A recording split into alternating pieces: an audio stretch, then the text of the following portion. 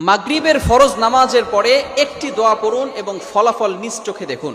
কোনো ব্যক্তি যদি মাগরিবের ফরজ নামাজের পরে এই ছোট্ট দোয়াটা পড়তে পারে, আল্লাহ পাক রব্বুল আলামিন ওই বান্দাকে বিপদ আপদ থেকে হেফাজত করবেন। শুধু তাই নয়, আল্লাহ পাক রব্বুল আলামিন তার উপরে 10টি নেকি আল্লাহ পাক রব্বুল আলামিন তার আমলনামায় দিয়ে দিবেন। আল্লাহ পাক রব্বুল আলামিন তার 10টি গুনাহ মাফ করে দিবেন।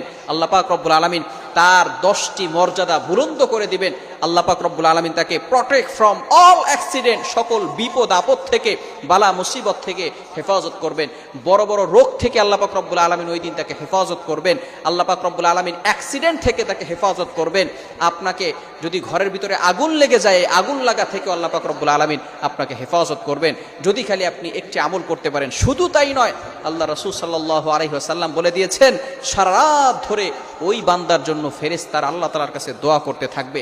শুধু তাই নয়, 4 জন গোলাম আজাদ